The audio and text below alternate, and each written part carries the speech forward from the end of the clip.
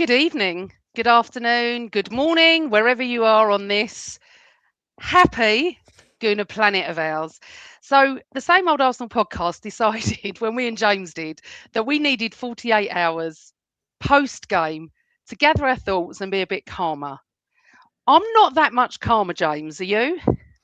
I'm maybe a bit more mellow. I don't know if I'm calm.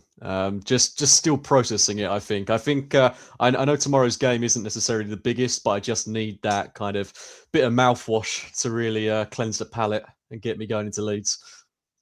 Yeah, no, I get that. And we are going to cover everything. And we're really, really pleased to say that Scarlett has joined us. Um, to talk about everything. And I feel really bad, Scarlett. We've invited you onto your first show, and it's going to be a little bit negative, a little bit disappointing, of course. And we're going to try and be a bit upbeat. But welcome to the show. Thank you very much for having me. I mean, is it a bad time to admit that after we lose, I just block everything out and try and pretend football doesn't exist? So I'm probably going to have nothing useful to add. But thank you so much for having me. No, not at all, Scarlett. I think it's been a really weird one because normally, if we lose, by the next morning, I'm a little bit more sensible, if I'm honest. But I went into work yesterday, and funny enough, I work with two Arsenal fans and a lot of people my clients are Man United. So I had to put up with a lot of that. And we worked with West Ham, and of course they won, so they were giving it the big one. And I'm sitting there and I was still annoyed. I'm still annoyed this morning. I don't know if annoyed's the right word, guys. Disappointed, I think, as well. But we're going to get to everything. So, first up, thank you to everyone joining us at this very strange time of day on a Tuesday evening. But I am pleased to say that someone who is a fan of the show, they never see it, is Henty. And Henty lives in Finland. So, I was really pleased that we were doing it at this time. We try and do different times, don't we, James? Sunday mornings, post game, different times so everyone can join us. So, Henty, welcome to the show, plus everybody else. Plus, give us your questions. I think it's going to be one of these where we'll cover everything that people are going to ask. But at the end of the day, feel free to leave us your questions. I actually don't know where to start, but should we start on a good note, both of you? Should we start with Inter Milan and how we felt about Inter Milan, James? In a nutshell, talk to me about how wonderful that performance was. Yeah, really good. It kind of took me a bit off guard, to be honest, because I wouldn't say that game was a free hit, but I definitely wasn't expecting us to be as dominant, as expressive and free flowing as we were. Obviously, a total polar contrast to what we saw on Sunday at 4:30. But look, I'll park that conversation for a second. But Inter was a great win, and we're on course for 8 wins out of 8 in the Champions League. If we get the business done tomorrow against Kairat Almaty, and you don't want to be too overconfident, but we should absolutely do that. And despite it not being a great moment at the minute, to get 8 wins out of 8 in the Champions League, I mean, I really do think that is impressive, and really lays us in a good position to go on and win that competition. So yeah, to beat Bayern Munich, Atletico Madrid, Inter Milan, Europe's elite. Obviously, we've got to do it in the latter stage of the competition. But yeah, just really encouraging signs, I thought. So, Scarlett, your views on Wednesday evening, because it was fabulous, wasn't it? I mean, the contrast from Wednesday to Sunday was incredible. Yeah.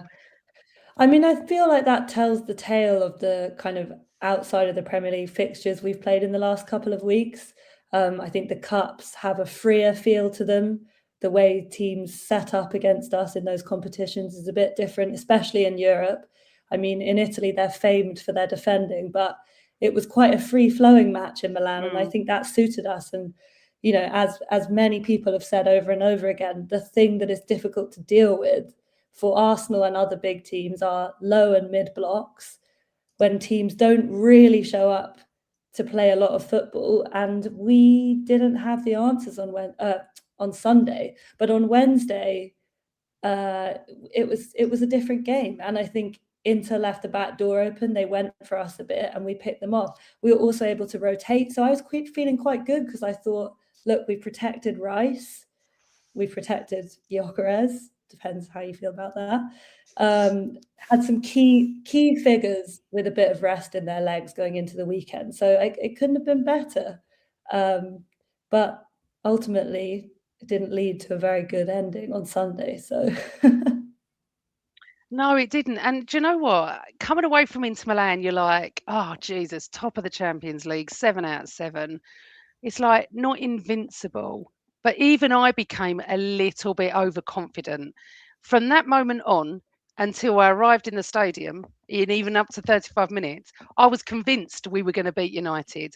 Now, I'm never that confident. I'm one of these people, Scarlett, that I don't want to predict. I don't like it. I'm always nervous. And I remember sitting in the stadium on Sunday thinking, when we were 1-0 up, and no, just before then, at 30 minutes, the guy next to me said to me, really enjoying it. I said, yeah, it's really good, isn't it? The first 35 minutes was great. And obviously what happened next we will talk about, but I was really confident. So James, what was my prediction was 2-1. But everyone I spoke to around us before the game started, 3-2, 3-1, 2-1, all to Arsenal. No one was worried. No one. Yeah, I think I wouldn't say we've earned that right to be confident, but you should expect to beat this United team at home. Obviously, it's not quite as straightforward as that. They've got rid of Amorim. They've brought in Michael Carrick. They've had a great win over City. They're playing one game a week. You know, the maximum amount of games they can play is 40. So in terms of freshness and availability for this game, fantastic. And let's not forget as well, I think a big part of them looking a lot better is that they've had Cunha come back from injury. They've had Diallo come back from injury and from the AFCON, and the exact same goes for Mbeumo. You know, it's no coincidence that these guys come back into the side and suddenly they look a lot better. But I think where you've got to give Carrick a bit of credit is that what he did against City and the exact same thing he did against us is, I don't want to say it's basic, but he's just restored a lot of balance to that United side, because what they were doing under Amorim was just far too complicated than it needed to be. Like playing these back threes, these back fives, putting Aidan Heaven in alongside Lenny Yoro, really inexperienced back lines. But all he's done is he's just put two experienced guys in at centre half, Maguire and Martinez. And Maguire gets a lot of stick, but I think he's a really solid centre half, to be quite honest with you. I can't actually recall the last time he made a bit of a howler. And then they've just got players in their natural positions, apart from maybe Dorgu playing. Yep, sorry, darling. What you picked up on is the fact they beat City and they had a week off, which is what I was going to get to. We didn't. We went to Inter and our players started playing towards the end, didn't they? The big guns. But I think as well, we always say that winning is the momentum that keeps it going. They beat City, and I don't know what your social medias was like, but the United fans on my timelines everywhere were convinced, Scarlett, that they were going to beat us. They were absolutely convinced, James. I don't know what your timeline was, but I'm sitting there looking at it though, going, you've beaten City and they weren't great, and it's a derby. And you've got the new manager bounce. So I know what you're saying about Carrick, James, but are you honestly telling me that you went to the game, and we'll get into the game in a moment, but thinking we weren't going to win? I mean, I was apprehensive. We've had 3 games in the league where we've not scored a goal, really. I mean, we played, got that wrong. 2 games in the league where we've not scored a goal against Forest and Liverpool, and we've not really looked convincing in either of them, apart from half an hour against Liverpool.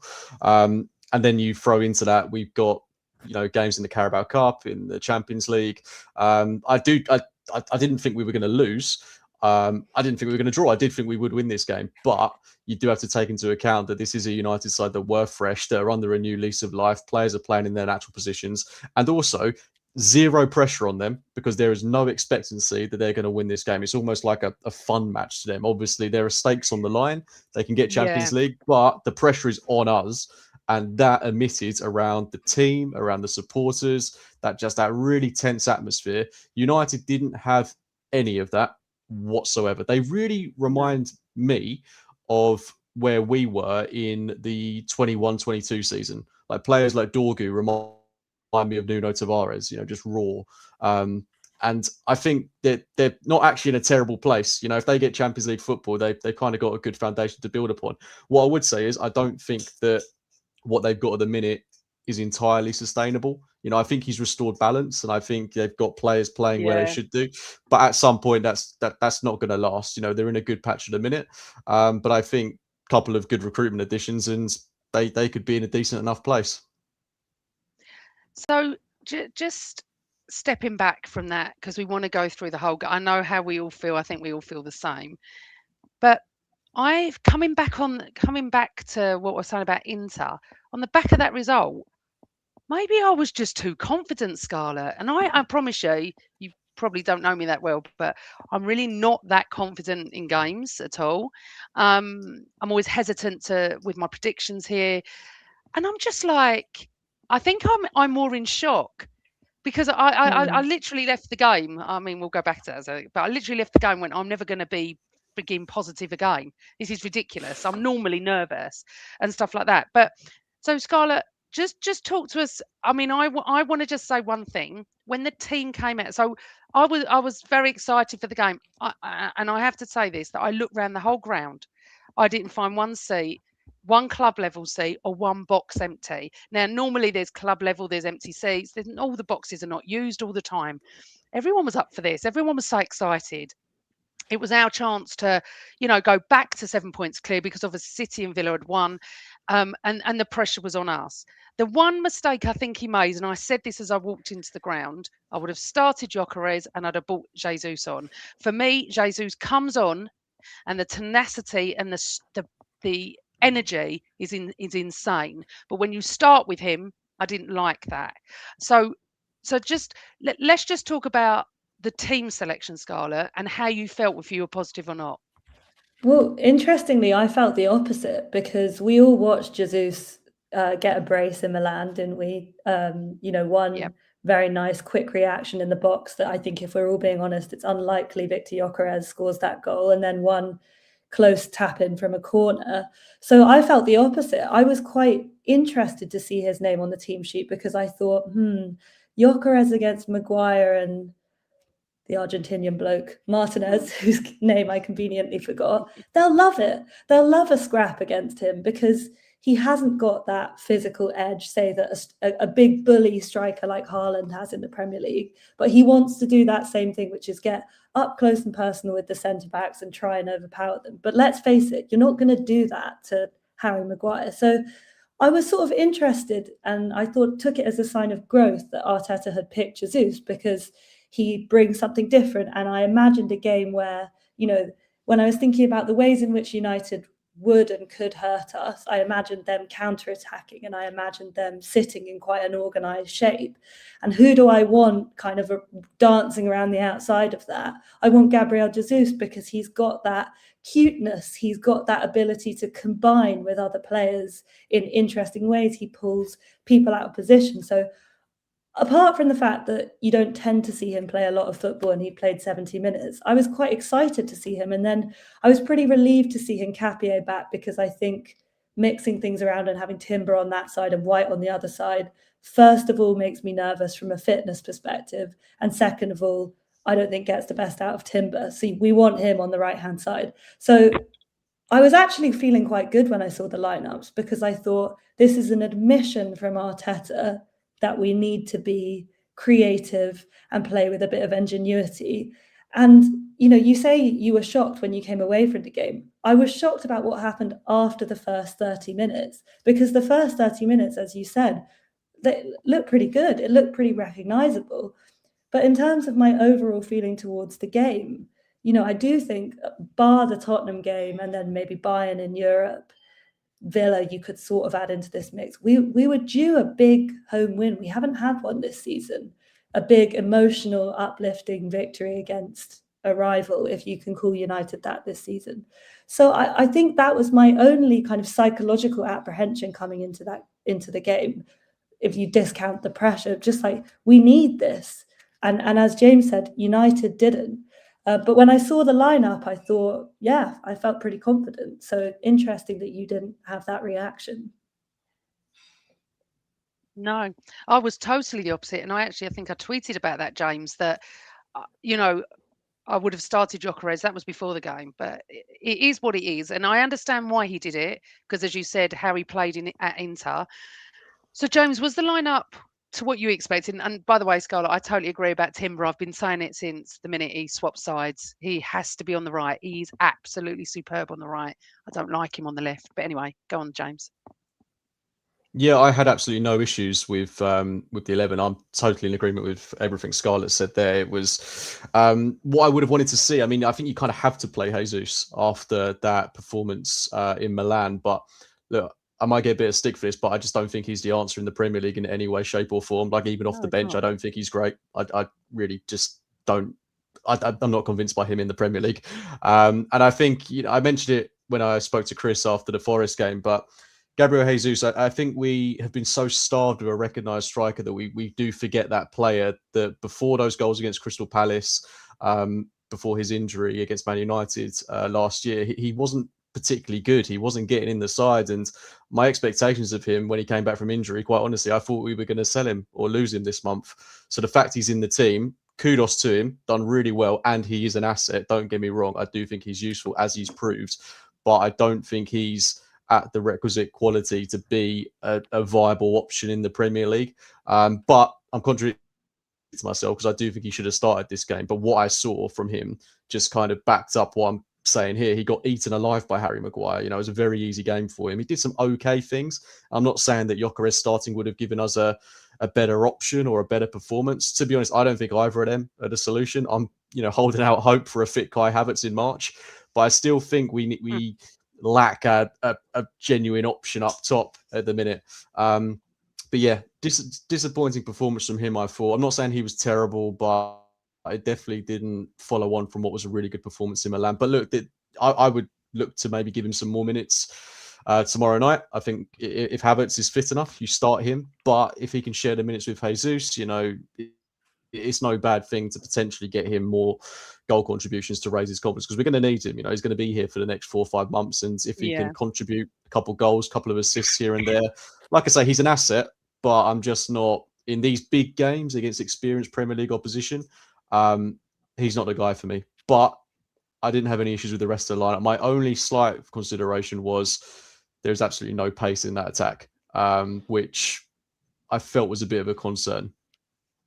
What Jesus? He's fast though. No, he's not. He is so slow. Jesus, You think so? is so I slow. didn't think Yeah. Oh, No. Since his injury, James, I think that's interesting because I don't think this was a game that was going to require pace to pick the lock. I think it was a game for a combinations team, a thinking football team, if you will. It was a game for brains, for Odegaard and Trossard and Jesus, because I wasn't expecting United to give us any space behind them. If you want the kind of athletes, then you would be looking at the Martinellis, the Maduekes, the Gyökereses. But I just really had quite painful visions of Martinelli just crashing up against whoever it was, Shaw or Dorgu on the other side, or Dallo.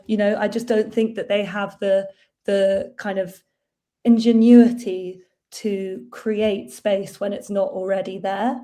So I didn't think that it was a game that called for pace. I thought it was a game that called for skill. In the end, we lacked both. I was just about to say that we didn't get either, did we? Well, we've alluded to it. I think the whole world knows that for 34, 35 minutes, it was an enjoyable game. We get the goal. I think we're going to go on. I didn't think it would be 5 or 6. I just thought maybe I was wrong with 2-1. Maybe it'd be 3-1.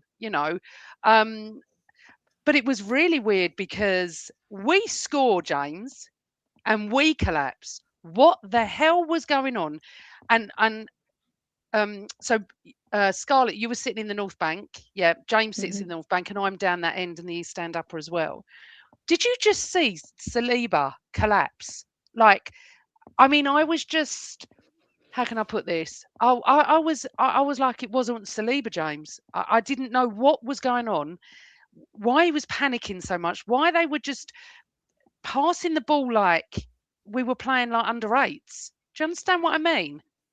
Yeah, I can't really put an explanation as to how that came about, other than, dare I say, I still think we have mental problems. And I know that's a controversial topic, but We had this what? Sorry, was because you cut out for me. What did you say?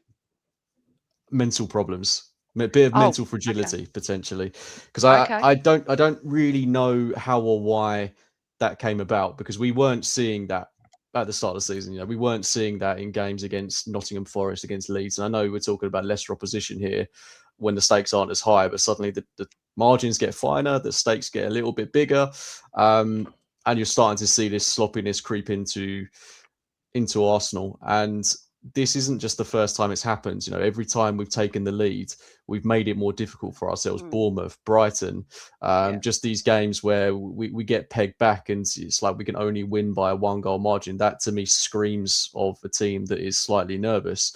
And we shouldn't really have any. I know obviously there is a reason to be, but we shouldn't get too hung up on that, because we are a lot better than a lot of these sides we're coming up against, and just play with a bit more freedom, a bit more belief, go back to basics, just play the sort of football we were playing at the start of the season. I know it's easier said than done, but we are a very capable team still. We've got every single player available to us at the minute. Like, we've got options there to change things if we need to. I just think we need to be a bit bolder in attack. But I can't explain the just the head loss that happened after that first goal. We are quite frankly, we're pretty terrible when we take the lead in games at the minute. It's so, Scarlett, where you said it's been coming, I actually think the slight opposite, because we haven't actually played that well. And as much as it pains me to admit this, because it does, I have been championing us on our podcasts, saying like bad day at the office. Look, we took 3 points. We can, we just got to move on. It wasn't a great game. But I'm coming to the conclusion now that something needs to change. Now, just before I saw Arteta on the press conference talking about Kyrat, it was very calm.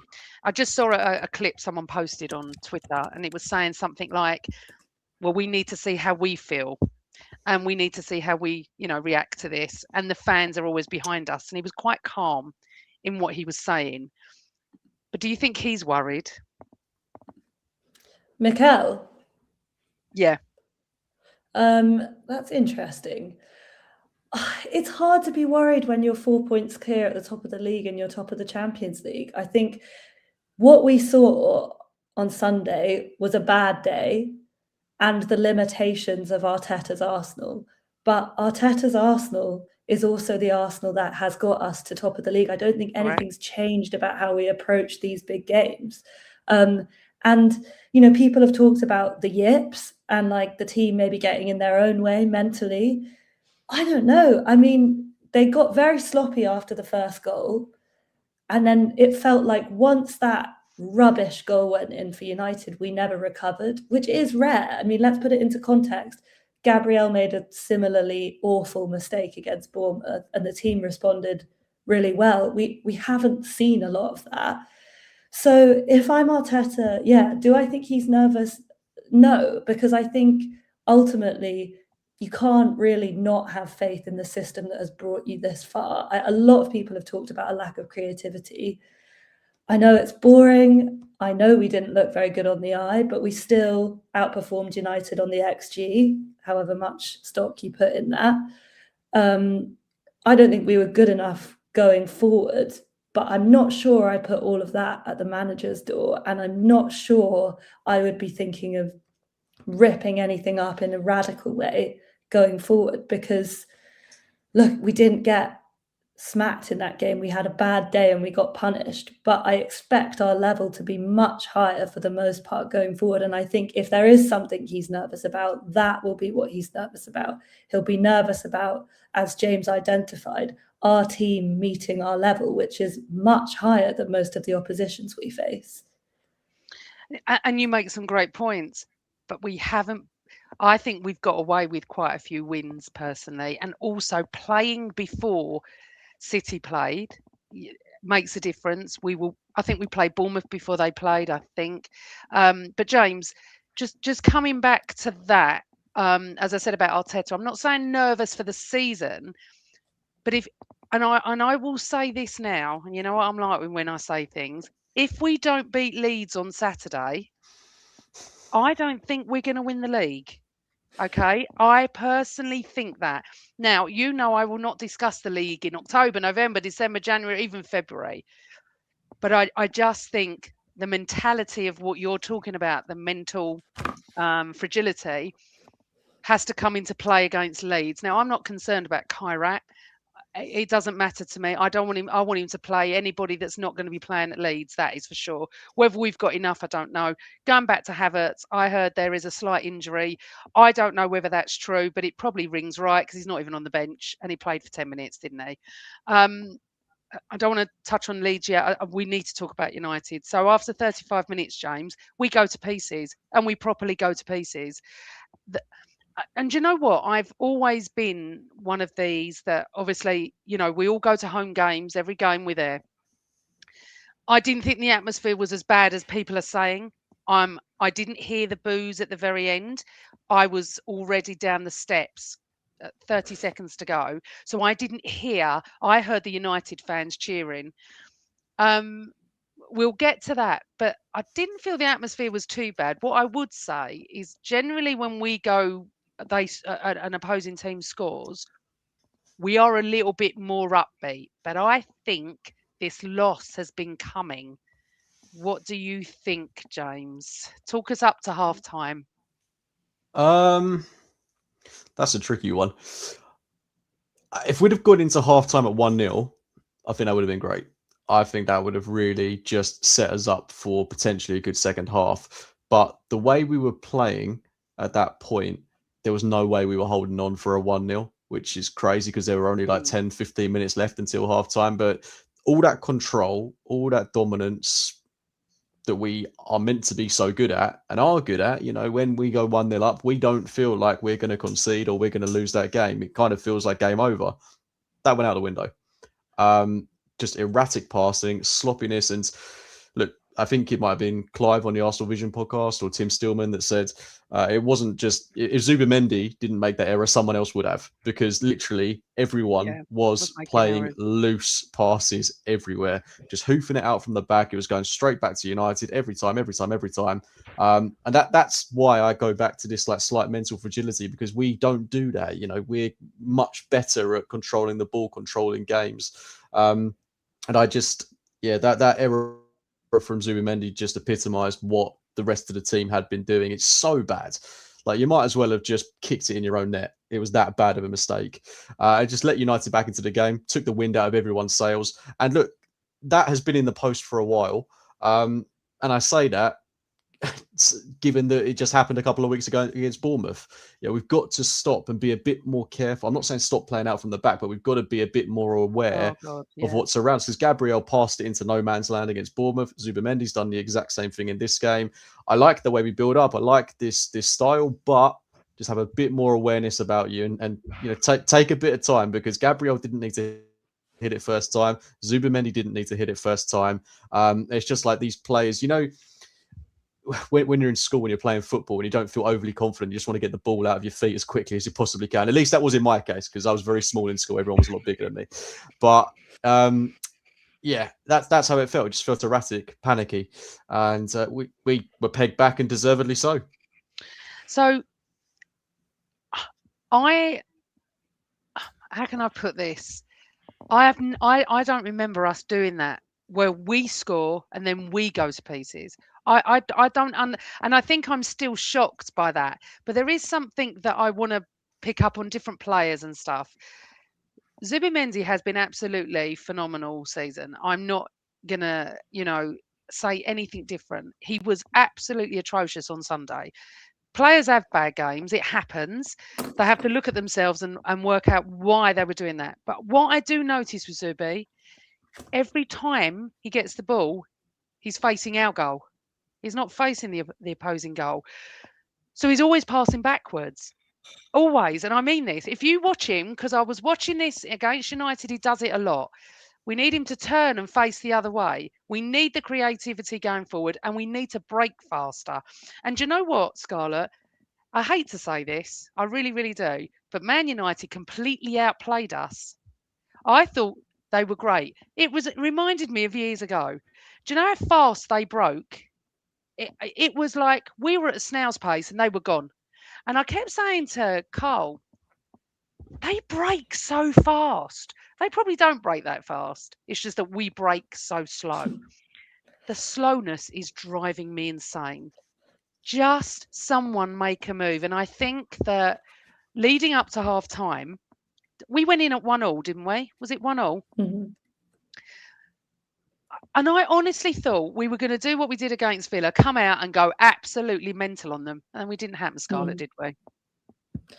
No, and I see, I agree with you about the ponderousness in the build-up, and I think there was a bit too much safety in our passing in that game. I would say that, like, United were afforded the opportunities to transition on us and pass the ball quickly because we had so much of the ball. I don't know what the possession stats were, but it felt like, particularly for a lot of that second half, we had a lot of stale possession in the sort of middle of the pitch, sideways, backwards. So they weren't affording us the opposition to transition because they were just in their shape because they were winning. So that's their right to do that. But that's the thing. Once another team is limiting you in that way, you have to have answers. And as James has identified, it's not like now with the players we have available, we don't have options available to us. I thought it was a bit weird that he made changes so quickly after going 2-1 down. And 4 of them. 4. I mean, why not do 2 and see? I've never seen that. It felt like an acknowledgement. It felt like an acknowledgement that he thought it wasn't working, which on the one hand, people have criticised Arteta for being too conservative in his substitutions. He didn't bring subs on quick enough against Liverpool. He didn't change things against Sunderland back in the early part of the season. But I think that felt like a bit of a knee jerk, almost a little bit of desperation, depending on how you read it. And then I was sitting with my brother, and he made the point that if you change almost half of the team or a big percentage of the team, it's going to take everyone a minute to settle down again and form those relationships, particularly offensively, and going back towards your own goal as well. So I thought that was strange. And I agree with you. I think there is an issue with caution in how we're approaching the game that is made more frustrating by the quality of the players we have. Because, I mean, there's been so much chat, right, about us lacking a world-class attacker, blah, blah, blah. I don't think that's true. I think we absolutely have the quality to win these matches. But I think that there is a kind of a caution, a safety, a need for control that does hold us back. Yeah, and we spoke about this, James, didn't we, weeks and weeks ago, about the handbrake coming off. And we're like, is there a handbrake on? And honestly, sometimes I sit there, if I'm watching football at home or I'm at the Emirates, I'm like going to Carl, why do they play like this? And he said, this is how we play. You say it every game, Amanda, but this is how we play. Well, I don't want us to play like this anymore. And I just want to mention something that I was talking to Alan Algar about. Alan, is a mate of ours, been on the show. He's now on another podcast. And I have to give him right on what he said about Ødegaard, because you know how much we love Ødegaard, James. And I will say this, and I stand by this, it's happened so many times. When a big life event happens in a player's life, they change. He's had a baby. He hasn't played well since. Saka got engaged. He hasn't played well since. I can't believe I'm even saying that about Saka. It's like the elephant in the room, isn't it? Is the fact that none of us really want to look at Saka and go, what's going on? You haven't scored for God knows how long. You're not helping Gyökeres anyway. But anyway, sorry, I'm diverting on to different things. But James, talk about the handbrake. Talk about what he needs. What would have been better for us to do? Someone in the chat actually said, in hindsight, hold on one moment, let me just get there. Matthew said, starting Marino up top might have been the better option in hindsight. Do you agree with that, James, or not? I don't think it's an option we should be ruling out at the minute, but I think a lot of that is going to depend on how Havertz responds to this game tomorrow night, because obviously if he comes in and survives 60 minutes and then we can start to integrate him more, then we should be absolutely working towards him being the viable option for the last few months of the season.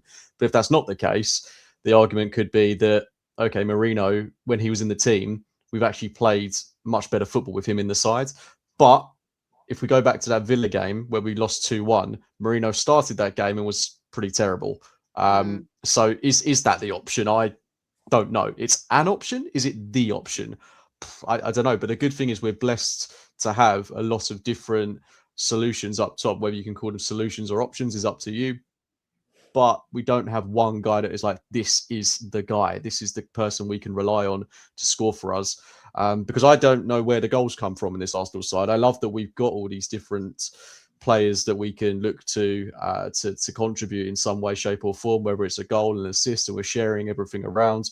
But we don't have someone that we can point at and say, look, we need a goal. You're the guy to do that. And I think you make an interesting point about Saka.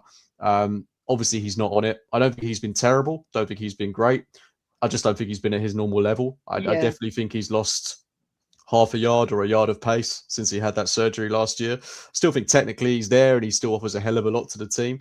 But he's maybe trying a little bit too hard in some instances. And he's the guy that I always look to, or did always look to get the ball in the back of the net or create something out of nothing. And look, he's still capable of creating those moments, but he hasn't done it for a long time. It's like 13 games in the league without a goal for him, which is pretty unheard of because he was very consistent with his goal contributions. So that is a worry for me. And obviously, we've all seen the Sky Sports graphic of all the other attackers that aren't contributing at the minute. Honestly, the player I'm looking to at the moment, and the guy I think we need to get in the team, is Marino. I'm not saying that should be as a centre forward, but he offers so much threat. He is scoring goals and he's looked in good form whenever he's played. At least for me this year, I think he's been one of the better players and he's capable of popping up with those moments as he did in this game against United. So I think for me, my takeaway is find a way to get him in the side and also find a way where we can actually go back to using Eze on the left-hand side because I don't like that we've abandoned that. You know, it seems silly to me. Or Eze instead of Odegaard. I mean, well, there is that Amanda, as well, isn't there? Sorry, Scarlett. Absolutely. I just wanted to tell you the stats that James alluded to because they were sent to me by Carl. Saka's not scored in 13 games in all competitions. Gyökeres not scored from open play in 11 Premier League matches. Martinelli, 13 league games without goal. Madueke not scored in the league this season. Trossard 1 goal in his last 11. Top scorer in the Premier League for Arsenal's 5 goals. There is an issue, as we can see, can't we, with what I've just read out. But yet, Marino is someone who comes on and saves the day, Scarlett, doesn't he? Yeah, and he got his goal in the game, albeit from a very ugly, bundled corner, which really looked like our best chance of scoring. I do think it's worth remembering when Gabriel was out of the team this season, we were not set piece FC, we were open play FC. Yeah. So this team has the capacity to attack unpredictably and well. Marino is a intelligent finisher, and we talk about combining and having that kind of mental creativity to do something different, to move in a way that's unpredictable. Marino is absolutely a clever footballer, but there are definitely games that aren't for him. I think that Villa game, that was like basketball, wasn't it? There was so much space to cover in that game, and what that seemed to require was someone who was going to be able to charge into space, not someone who needs to come short. Or in fact, in the Villa game at home, he was playing in midfield, and oh my God, you remember the first half, they just kept running through us. So I think there's moments for Marino, and that's kind of the problem that James has mentioned. We have solutions, but we don't necessarily have the solution. And in relation to the stats you mentioned as well, Amanda, like Arsenal are never, I don't think, the way they're currently set up, going to be a team that has a Salah or a Haaland, one transformational attacker who has a dominant season, because we just don't play like that. We have an orchestra as opposed to a soloist, and that's how we tend to operate. So there is a way of looking at it that is, I don't think you can compare yourself to those styles of football. But equally, it's obviously worrying that we struggle so much to create. And Marino is, potentially an answer to this, but somebody who also has quite significant limitations as well. It's hard, isn't it? We had we all look at the summer transfer window, and it was wonderful. Yeah, we just touched on it a little bit before with Eze. Against Tottenham was just incredible. He was just incredible.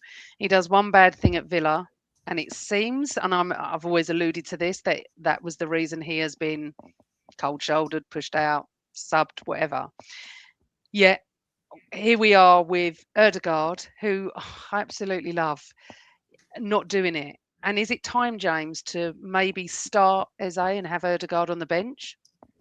Yes, in short, to be quite honest with you, like I'm not giving up on Erdegaard by any way, shape, or form. I really like the player. I really like him as a captain. I think we don't need to be talking about stripping him of the armband.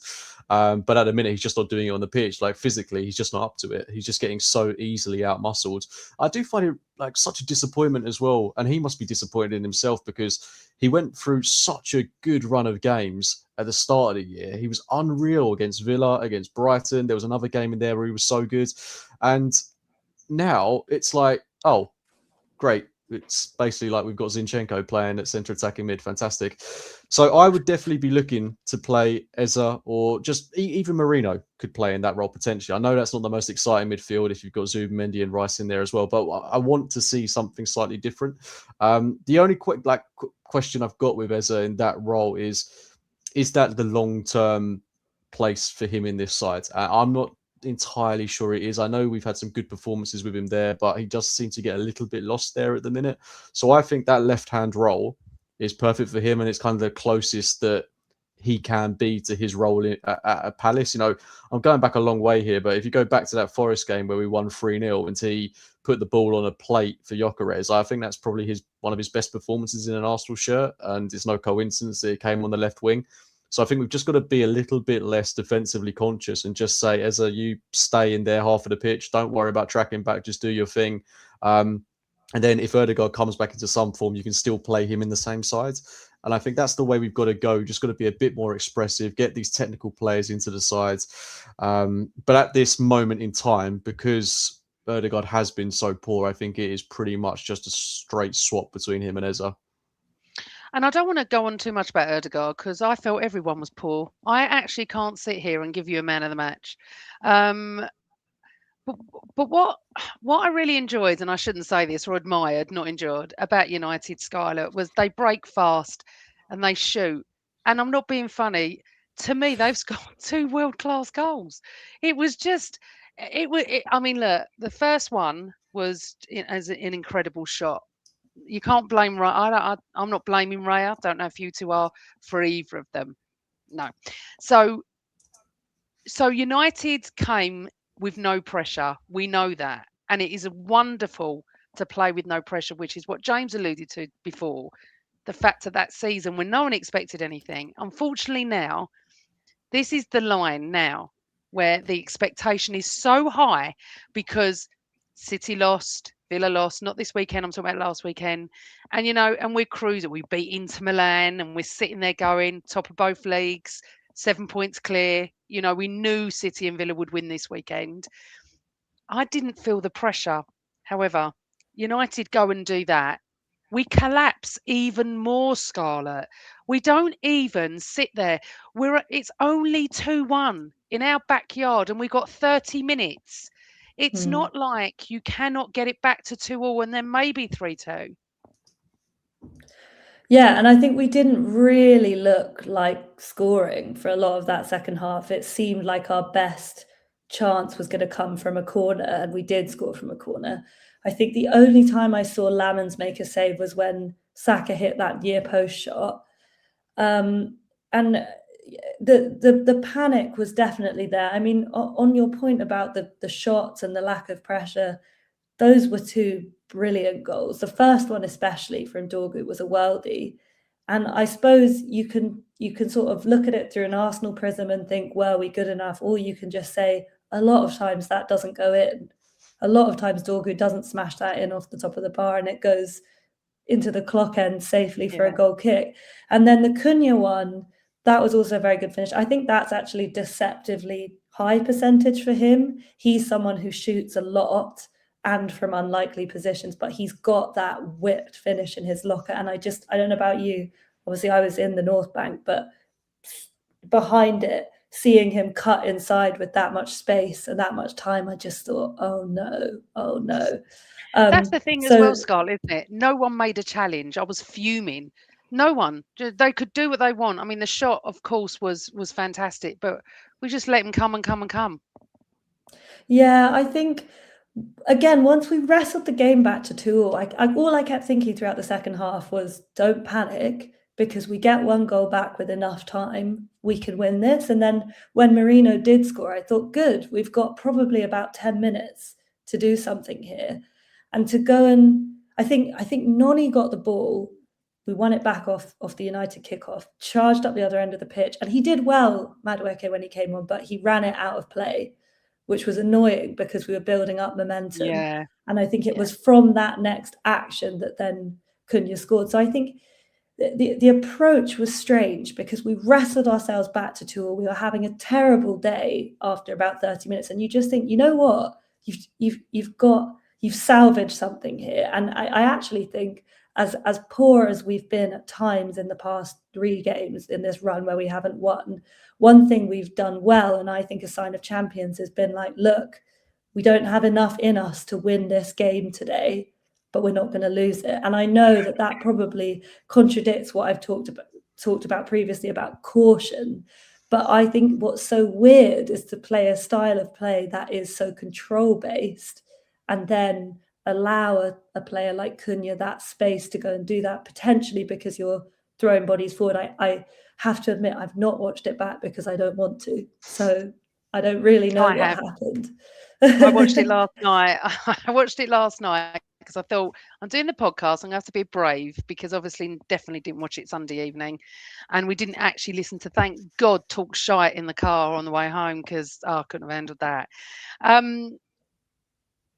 So at 2-2, so obviously they get it down our end because that's the North Bank goal.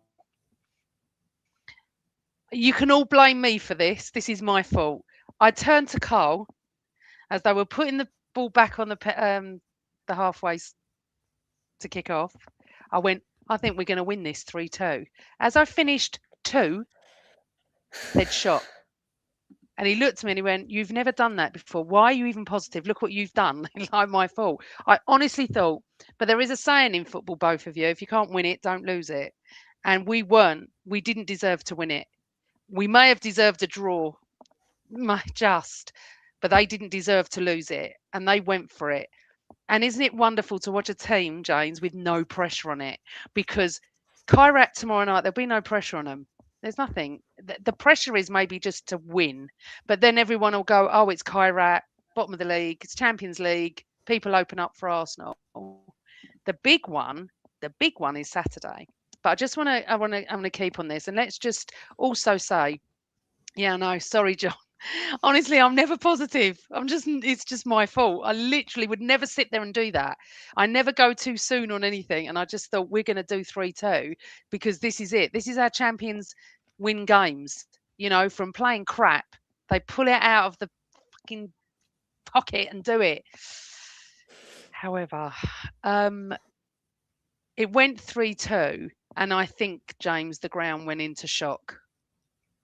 Yeah, I mean, I certainly did.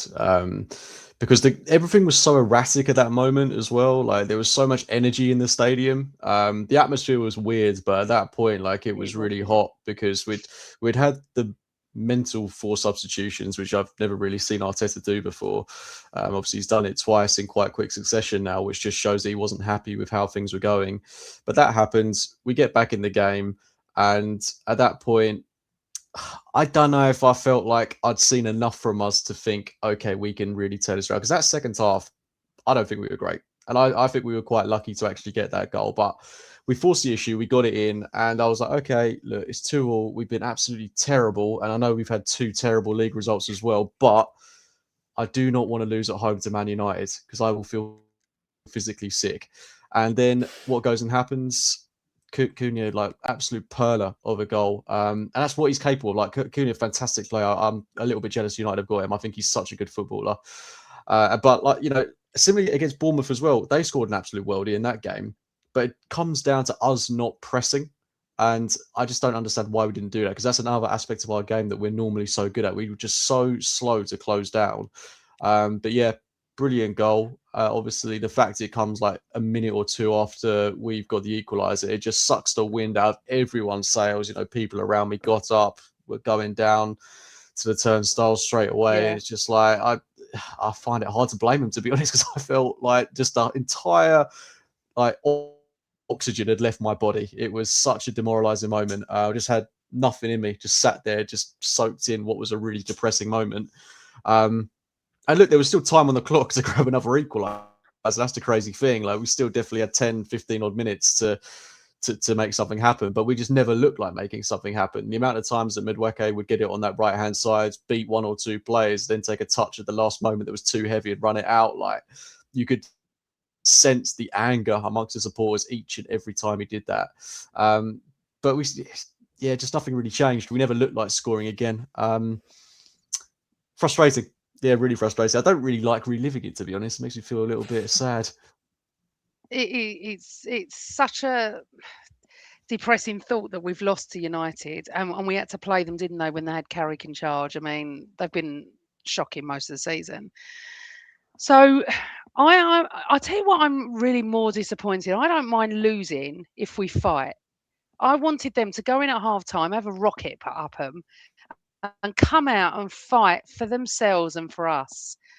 And I just felt none of them knew what to do, Scarlett. It felt like all of them. I honestly can't sit here and say one player stood out for me. Felt a bit sorry for Raya. He didn't really do anything wrong. We do need to touch on this, Scarlett, about these bloody throw-ins that are taking 10 minutes. You know, I don't understand. Surely Arteta doesn't sit there and go, slow it down. Surely not. No, and I think, yeah, like you say, after half time, there was a kind of garden of branching paths reality where we came out and it was like the Villa game or the Bayern game where we just really forced the issue coming out of half time. And I was hopeful when we got in there that we would be able to recover our composure, and we really didn't. You know, I think we came out off the pace, and then they scored a worldie, and that's really hard emotionally to recover from. On the throw-ins, yeah, it was really frustrating. It felt like an extension of the kind of general staticness in our team that just, you know, it felt like we were quite fixed in our shape, in our build-up. And again, you know, often we'd get a throw in. There's been something quite clever that we've been doing this season where we managed to release Odegaard or sometimes Marino or Saka in the middle of the pitch, throwing it into a bit of space. That movement wasn't ever there. Occasionally it was going forward to Gyökeres and coming straight back. I don't understand, because if you wait for ages, then the other team are going to get back into their shape, particularly if they're winning. They're going to be even more rigid and unwilling to commit. So I don't understand it at all. I can only assume that it must be an instruction if they're waiting that long, because it is really frustrating. I don't know why, because no one was getting free. He's not, excuse me. It's as though it's helping us, is it? I mean, eventually they'll get booked for time wasting, and the throw will be given to the opposition. It's just a joke. Couple of things I just want to touch on before we go on something. Are we tired, James? And should Waneri have gone to Marseille and scored a lovely goal like he did? So big up to Waneri for that. Should he have been given the minute? Should he have stayed? I mean, it's good for him, I think. Good for us that he's gone. But one, are we tired? And two, should he have gone? Yeah, I mean, there's probably an element of fatigue, right? Like, you know, United went into this game completely fresh. We've had the Champions League, the Carabao Cup. Players like Zubimendi are playing every minute of every game, which is maybe what you can attribute to the error that he made. But it's only natural that because we're fighting on literally every single front and the stakes are so high at this point, there is going to be mental and physical fatigue. So that's no surprise. And that's only going to get worse. Like what we're seeing right now in January kind of worries me a little bit for what we might see in potentially March and April, because this is a really high pressure game, obviously, but the pressure's only going one way. Like it's only going to get more and more crazy. So that's a bit of a red flag, but I'll park that conversation for another day. with regards to Wanyeri, look, I'm really happy he's gone on loan. I think it's exactly what he needed. I wasn't one of these people that thought he should have stayed. Let's be real. Like, if he did stay, he's not even in that match day squad. Yeah. No matter how good we think he is, and I'm sure Arteta really rates him, but if everyone stays fit, he's not making a match day squad until the end of the season. Unless he might have got in that game against Wigan in the FA Cup, or some other minutes here and there potentially if there's an injury. But apart from that, he's not getting in the side. So he's gone to Marseille. He's laid down a statement goal and performance on his debut. Like, the highlights of him looks absolutely fantastic. I think it's a good league for him under a manager that's going to play him in the right way. We've done our due diligence, obviously, on the club and the manager and how he's going to be utilised. And he needs game time. So whether he comes back and he comes into the team next season, or if he goes out on loan again, this is all part of his development. And I think this is absolutely the right decision. For me personally, I hope he comes back and he is sharing those minutes with Ødegaard in the right number 10 role, whatever you want to call it. And then we've got Eze as the left-hand side option. Because I think if you've got Ødegaard, Eze and Wanyeri vying for the same spot, you're having the exact same problem next season as we're having right now, which is why he's gone on loan. Anything to add to that, Scarlett? I just think that, and it's for different specific reasons, but Eze and Nwaneri are both to some extent in out of possession jail because they have not demonstrated the defensive awareness and capacity to play that role in the way Arteta likes, which is obviously why he likes Ødegaard, because Ødegaard is an attacking player who will give absolutely everything defensively. And he's also robotic in a sense that he doesn't lose concentration for a moment in the game, which obviously tallies with the way we want to play. I definitely think it was right for Ethan to go. I was a bit sad because I think ultimately when you're going for multiple prizes across multiple competitions, maybe you want that injection of quality. But ultimately, given how I think we all feel about his quality, it's probably better for his development to go and play a high level of football regularly, because he's too good to go and play in the under-21s. And then what does he do for match fitness? Eze too, I think Eze's got to play more. And Ødegaard, he was really good, like James said, when he first came back into the team, but he has been poor for at least 2, maybe 3 games now. So time to tear it up, time to give Eze a chance again. I'm less confident about him playing on the left-hand side, just because I do think the reason why he loves Martinelli, for example, is because Martinelli will run a million miles defensively for you and he will not let his marker go. Trossard too, I think, is just familiar with the system, so probably does enough defensively. Eze just, I do have this lingering question with him where I'm like, look, you're obviously extremely talented, but it was your dream to play for Arsenal. You know what this Arsenal is. You know this Arsenal is going to require a level of concentration from you defensively.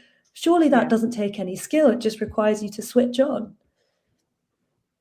I couldn't agree with you more, Scarlett. I couldn't agree with you more.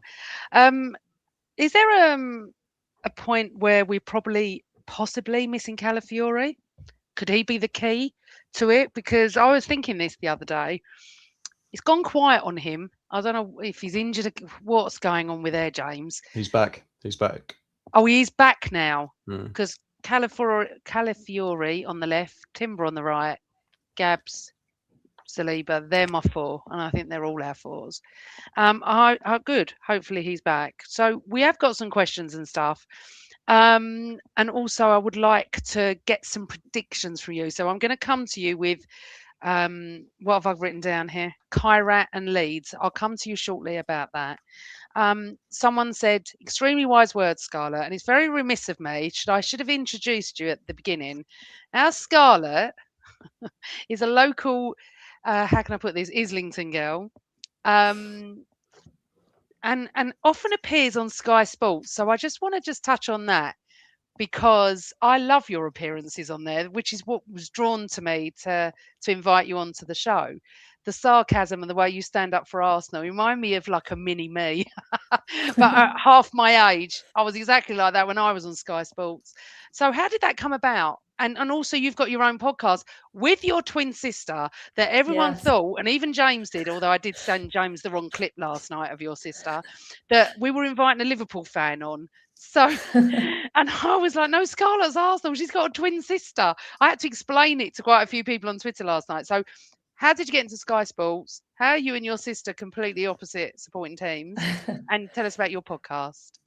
Yeah, okay. So our podcast is called The Goal Difference, and that is with my non-CGI Liverpool supporting twin. We're both appearing on Sky Sports because of this app, which I'm sure you might have heard of, that Sky Sports keep mentioning, called Finalysis. It's got a lot of flack on Twitter. I can't be grateful enough to them, really, because they have afforded me the opportunity to go on Sky Sports a lot, which is great. Obviously, a lot of people don't understand why fans are on there, and obviously Sky Sports also likes to rile Arsenal fans, so it's definitely been interesting. I back myself, though. I think I've got enough to say about our club, You have. and I think sometimes it's nice to go on with Jamie O'Hara. I must admit, I've not seen him since we won in the derby. I was hoping to catch him after that. And then why I'm Arsenal, obviously I grew up locally, but the problem in this whole equation is my mum, who is a massive Liverpool fan and really the driving football inspiration in my life. She was a sports journalist, a football journalist at one stage. She's not anymore. So she was a huge Liverpool fan. And unfortunately, as much as I have hated Liverpool last season, I have a soft spot for them because of this. So basically, she said to us, you should support your local team. You don't want to be travelling to support the team. It's a nightmare. And I, being the obedient child that I was and reflective of my character, said, okay, that's probably the right thing to do. I'll support Arsenal. Went to the Invincibles parade. I think that was when we applied for season tickets. And my sister, being the rebellious, annoying, headstrong twin that she was, said, no, I'm going to support Liverpool. So yeah, luckily for me, I've got my brother who comes to the Arsenal with me, but he is, I wouldn't call him diehard to the same extent that me, my sister and my mum are about our teams. So that's the backstory there. How fascinating. It's your mum that got you into football. My mum hates football. It's my dad that's obsessed and has been since 1960 something. But that's great. That really is. So on Sky Sports, the Finalysis, I don't have an issue with it, James. Do you? If someone knows their stuff from, I don't want to listen to these pundits. Who wants to listen to Gary Neville and Jamie Carragher every week? I'm happy to listen to fans. I've known a guy called Matt Pincus, who is Papa Pincus, who is on the Overlap. Oh yeah. Yeah, I've known Matt since he was about 5 years old. He's absolutely superb and Arsenal through and through and bleeds Arsenal. What more do you want, James? If you bleed it and you've got a comprehension of football, what is wrong with having fans on Sky Sports? Yeah, I mean, I don't personally listen to any sort of mainstream media anymore to get my fix of Arsenal content. I mean, I don't really care what Jamie Carragher has to say, to be honest. Like, these aren't Arsenal people. They've got an obvious bias towards the teams they represented. Look, they're paid to give an opinion. I personally choose not to absorb that opinion. But I love fan media, whether it's the sort of stuff we're doing now. But, I'll wake up in the morning. First thing I'll do is listen to the Gooner Talk with Tom Canton. And through the day, I'm listening to Arseblog, Arsenal Vision, Latte Firm with FK, the Chronicles of a Gooner with Harry Simu. Like, literally all of them. Just got them on rinse and repeat every single day. So, I love it. And I've got no time for the Sky Sports stuff, really. So it's interesting. I don't listen to any of those, but on Tuesdays I listen to Football-tastically Arsenal with Boyd, Josh, and now Alan. He's a regular on there. And I listen to Yellow Boots with Alan Davis because I absolutely love that podcast, The Tuesday Club. So we have, as you've just named so many, James, and the fact that you're on. You keep doing it, Scarlett. I love it. It's absolutely brilliant. I think Thank Sky you. know this is the way forward, if I'm honest, because it's really interesting when you get rival fans on. I did a pod a couple of years ago where I invited every rival fan on. We had like a round table. I don't think James was on it. I loved it, talking to United, Spurs, Liverpool, because we all love our clubs. Whether it's the banter era, obviously there's a lot of Spurs fans in my world, United, West Ham. We all love our clubs, and you keep going, girl. I think you're brilliant, absolutely. So tell everyone where they can hear your podcast and what was it called again? Yeah, so my podcast with my Liverpool sporting twin, if you're that way inclined, is called The Goal Difference. We're on YouTube, Spotify, Apple.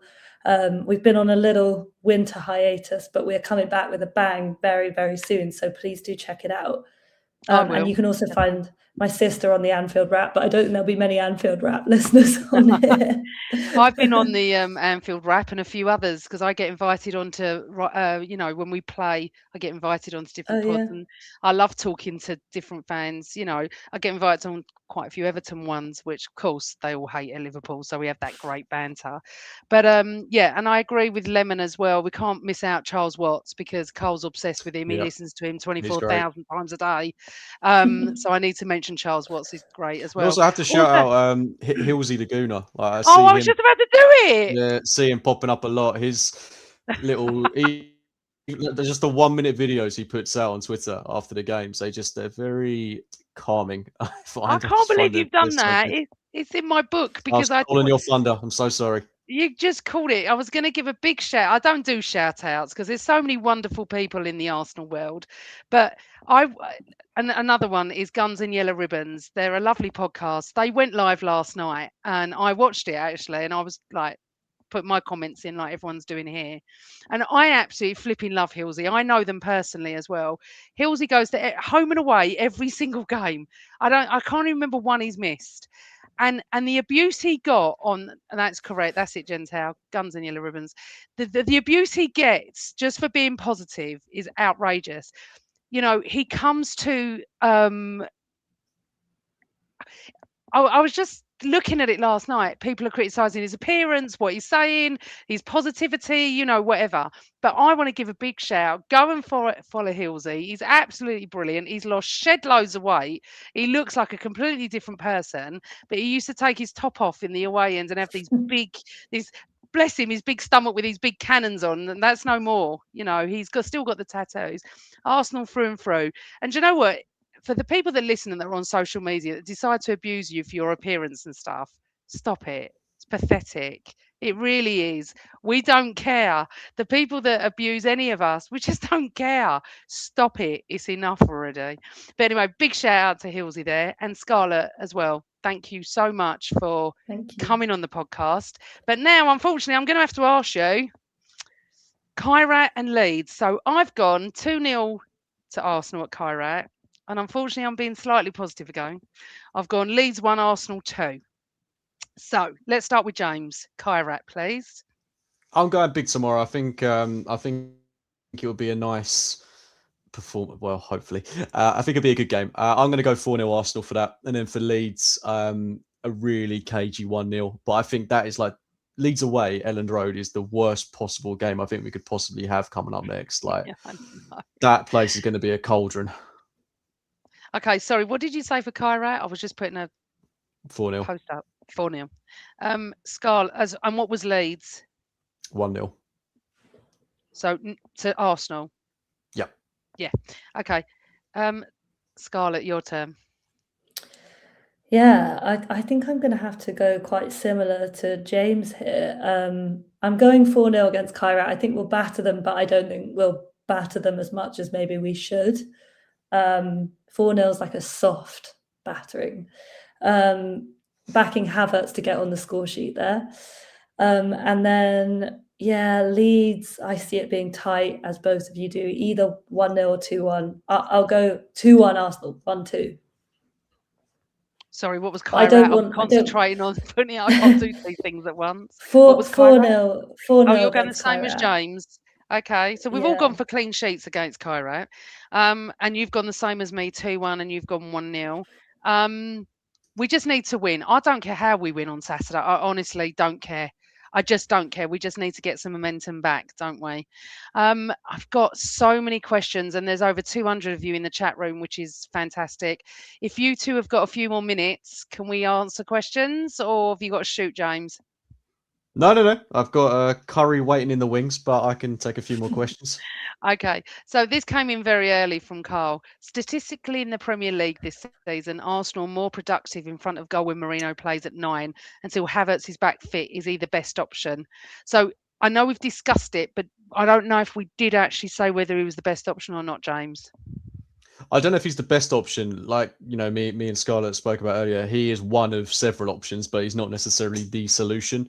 But I think there are going to be certain game states where it shouldn't be something that we necessarily rule out. But I think once we've got Havertz back in full flow, and that's, a bigger if than a when, I think, at the moment, then he should be someone that we look at maybe as that fourth option, Havertz, Gyökeres, Jesus, Marino.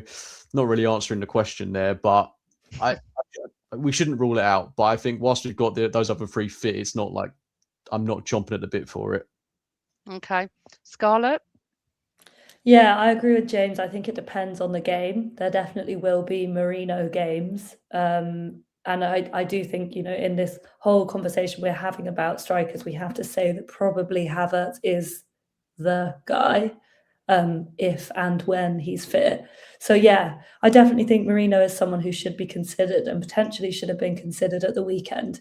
But I'm not confident that every game between now and the moment that Kai Havertz hits top form is Marino's game to start.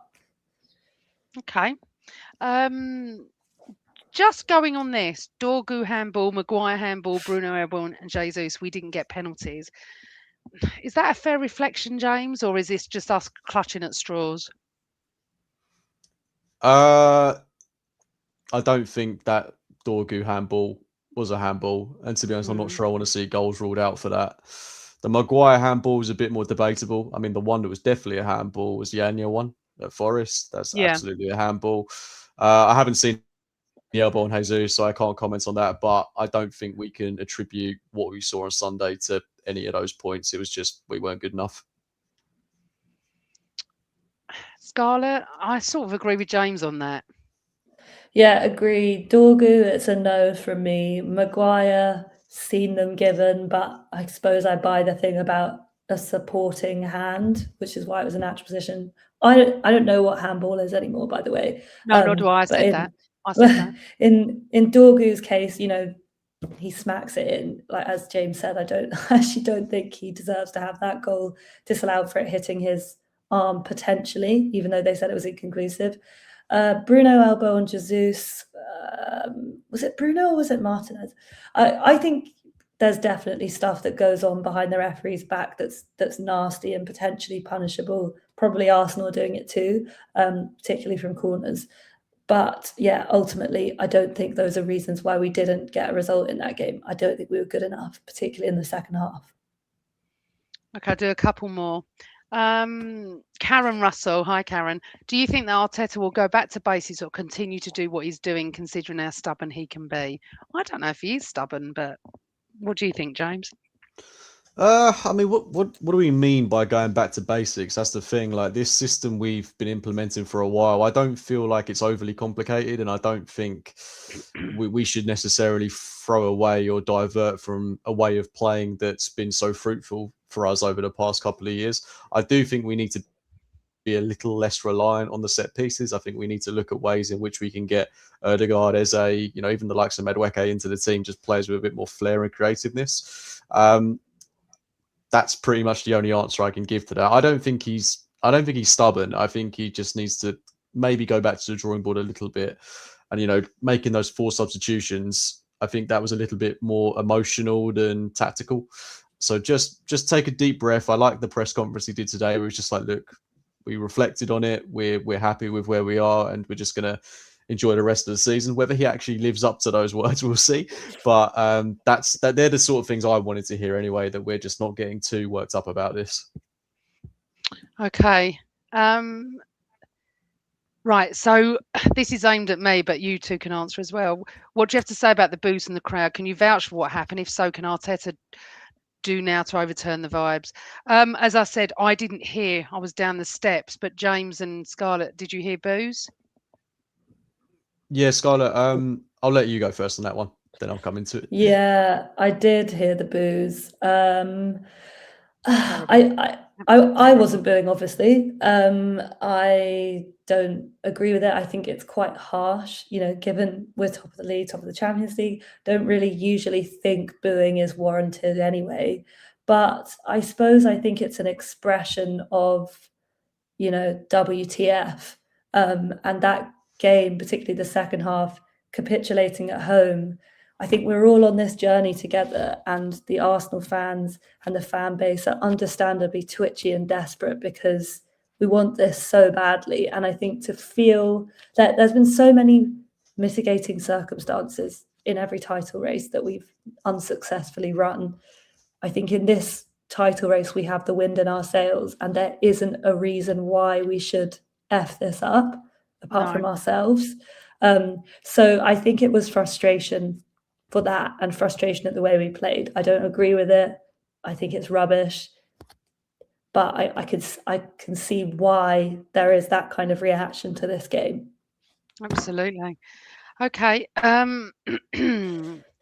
Amanda, do you think Jesus will get a new contract? No. But James, Scarlett, yes or no? No. No, I think we're all in agreement with that. And last but not least, Gentel wants to know what kind of curry, James, you're having. I am making a chicken balti. Isn't that exciting? How nice. Very nice that you're making it. I know, I've Right, got the naan guys. bread, samosa. Anyway, we'll leave that So there. he can go off and eat his curry, which sounds lovely. We're going to end the show right here. And massive thank you to Scarlett for joining us.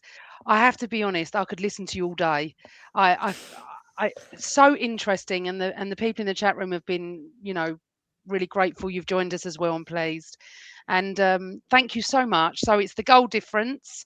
On all podcast platforms, all audio platforms, I should say. And we'll definitely have you back on if you'd like to come back. Thank you. I can't thank you guys enough for having me on. Your class acts. It's great fun. Love it. Thank you for having me. Thank you. And if you ever want a guest, I'd be happy to come and chat to you and your sister. Do come. We'll have a bit of fun with your sister, I can tell you that. Yeah, I don't know if you want to be chatting to my sister about football. Don't worry, I only have to mention the 26th of May 1989 and she'll shut up. Don't you worry. Guys in the chat room, thanks so much for joining us at this very odd time that we've never done before. We really appreciate it. So please press like on the way out. Thank you to everyone on audio for listening. It's not been easy, but we are 4 points clear. We're top of the Champions League. We need to get behind them. We need to stop the boos. That is outrageous. And let's just hope we win at against Kairat and we beat Leeds at Ellen Road. They still play at Ellen Road, don't they? They all change ground so much.